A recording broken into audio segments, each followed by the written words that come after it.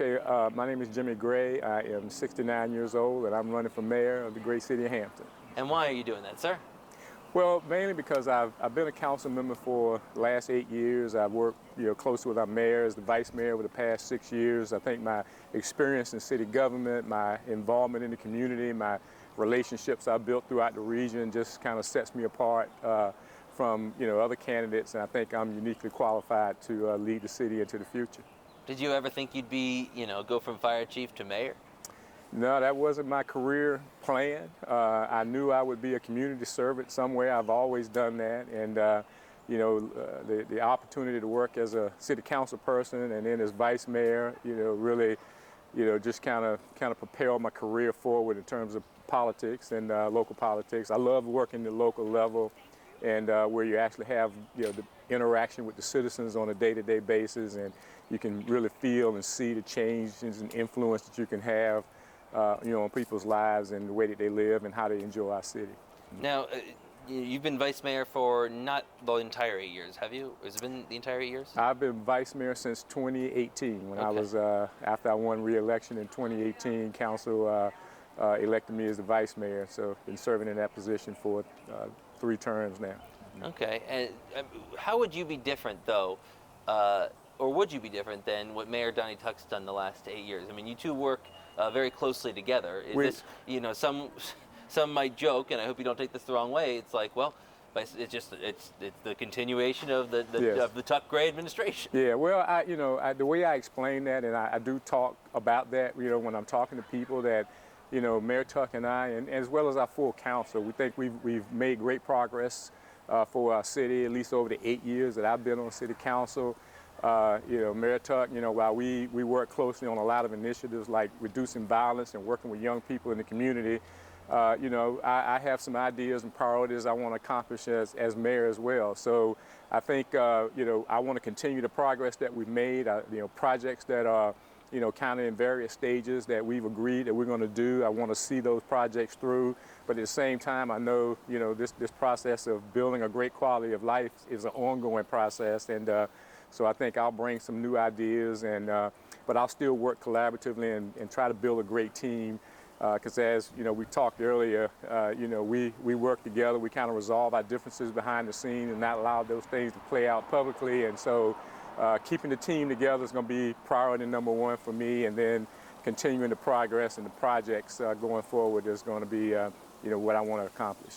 What is your philosophy on development? I noticed in your campaign finance report you've received money from developers. Some yes. First time ever donated in Virginia. There was a gentleman out of Texas that's donated to you. Yes. EDC Homes has donated to you. They haven't made many contributions. Mm-hmm. Why is the development community, do you believe, donating to you? And is that because you set forth a vision about how you want the city to be developed? I think that that's probably it. That I've kind of laid out a great vision for our city, and I want to work closely with developers to bring new projects to our city. I want to work closely with small business owners to expand their businesses.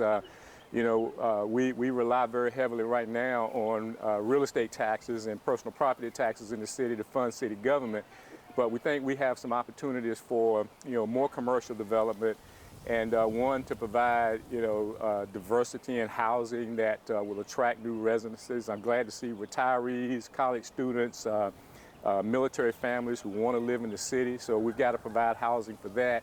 And so having relationships and building relationships with developers to know that we want them to do business in Hampton, I think is key. And so I think it's true. I have laid out a great vision in my discussions with some of them, and I hope eventually I'll reap dividends and investments for our city. Not anything for me, but just for Hampton and the residents who live here.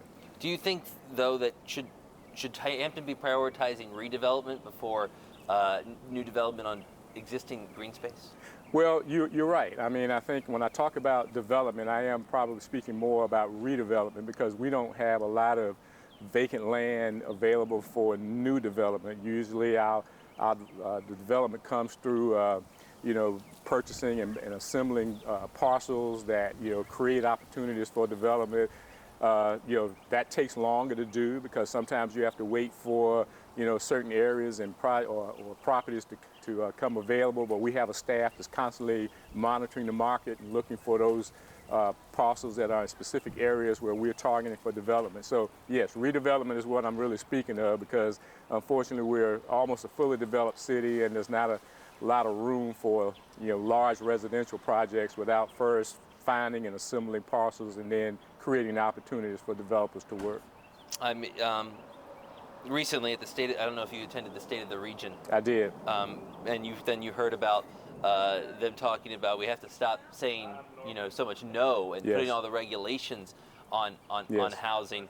But I've also been in Hampton City Council chambers where there's been pushback to projects, specifically the one where over the former school. Yeah. How do you see that?